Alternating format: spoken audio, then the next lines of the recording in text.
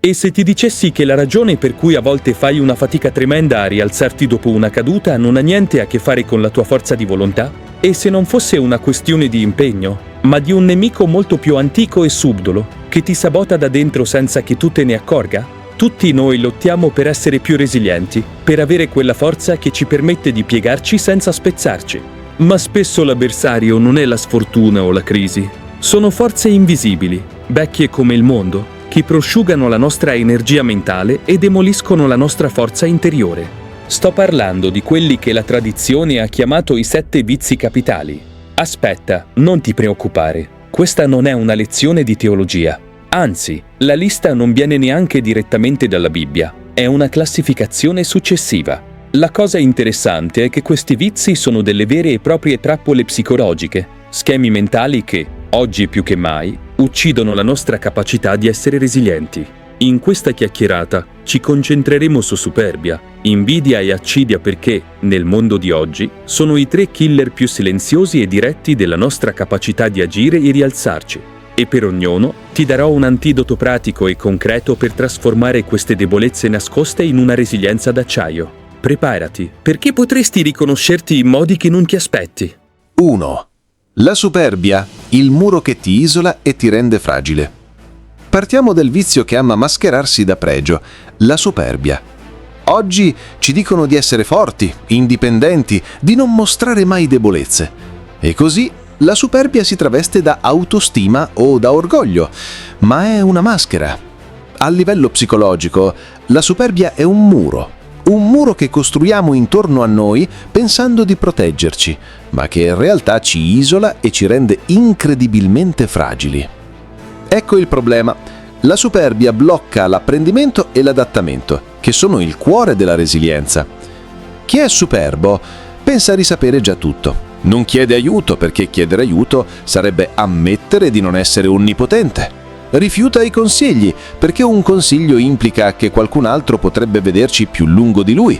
Nega i propri errori perché ammettere uno sbaglio creperebbe l'immagine perfetta che si è costruito. Pensa al classico manager di un'azienda in crisi. Il mercato cambia, la concorrenza si evolve, ma lui, accecato dalla sua superbia, è convinto che le sue vecchie strategie siano ancora le migliori. Ignora i feedback dei collaboratori, i dati che contraddicono le sue certezze e si chiude nella sua torre d'avorio, convinto che gli altri semplicemente non capiscono. Il risultato? L'azienda affonda. Il manager non è caduto per mancanza di intelligenza, ma perché il suo muro di superbia gli ha impedito di vedere la realtà. La sua forza apparente era rigidità fatale. E se la resilienza è flessibilità, la superbia è la sua nemesi. Come si smantella questo muro?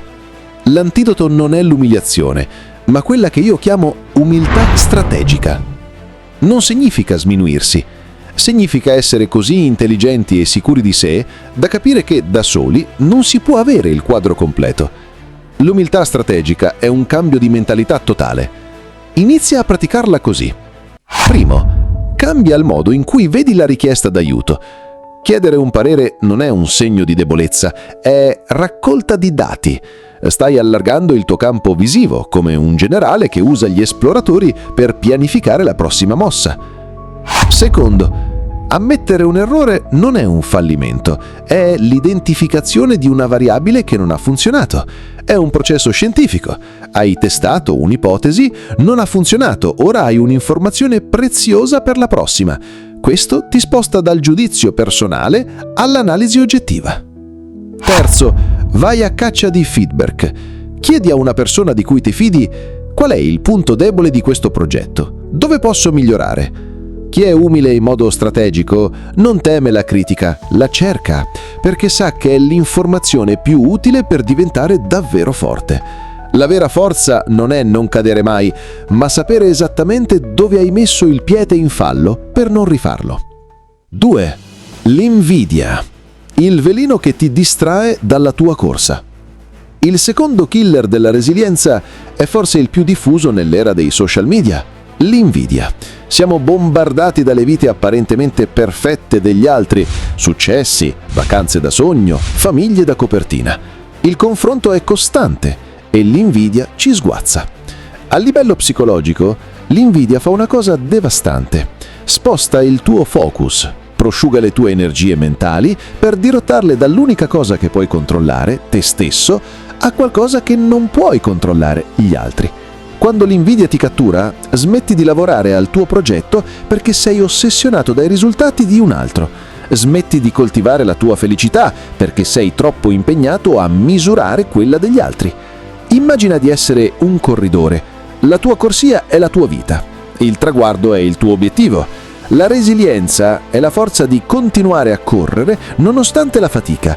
Ora immagina di correre guardando fisso il tuo vicino. Noti che è più veloce, che ha scarpe migliori, che sembra non sudare.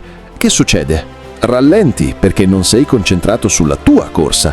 Rischi di inciampare perché non guardi dove metti i piedi. E soprattutto, anche se ello cadesse, tu non saresti comunque più vicino al tuo traguardo. L'invidia ti fa correre la gara di qualcun altro, una gara che non potrai mai vincere. E questo ti lascia frustrato, impotente e senza energie per la tua di corsa. L'antidoto non è semplicemente essere felici per gli altri, è un processo attivo che io chiamo ammirazione ispirata. Ecco come funziona. Primo, la prossima volta che senti quella fitta di invidia, non scacciarla. Fermati, riconoscila e ditti a te stesso: ok, questa persona ha qualcosa che a un certo livello desidero. Hai appena trasformato un'emozione tossica in un'informazione utile su di te. Secondo, disinnesca il veleno chiedendoti: cosa posso imparare dal suo percorso? Quali strategie, abitudini o mentalità ha usato e come posso adattarle al mio percorso? Così l'altro smette di essere un rivale, ma diventa un caso di studio, una fonte di ispirazione.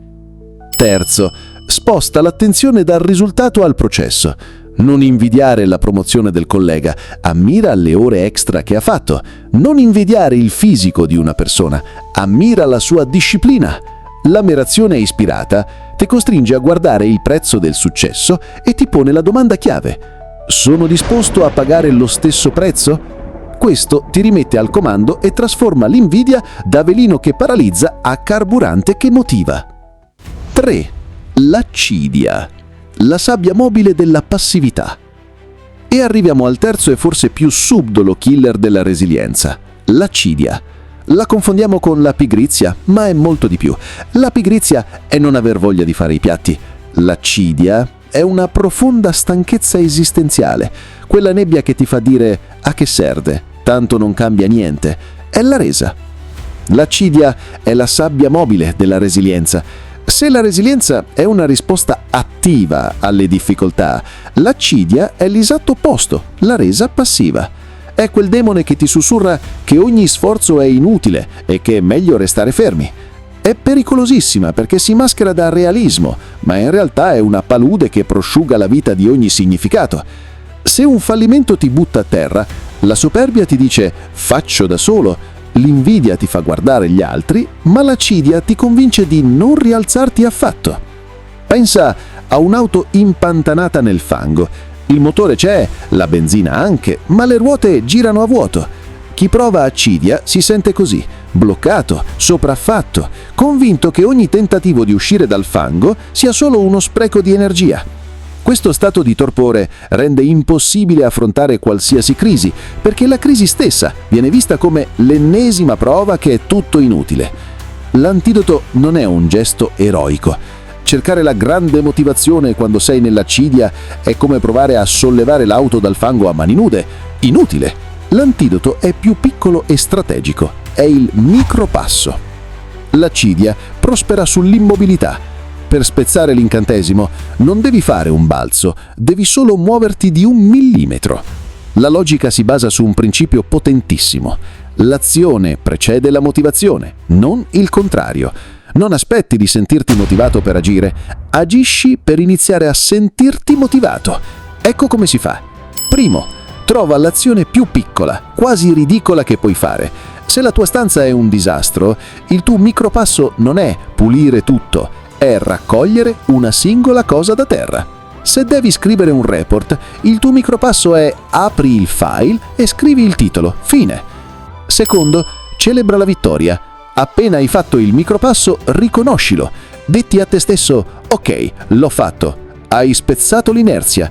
Hai vinto. Questo piccolo gesto crea un mini ciclo di feedback positivo nel cervello, che inizia a rimettere in moto la chimica della motivazione. Terzo, non pensare al passo successivo.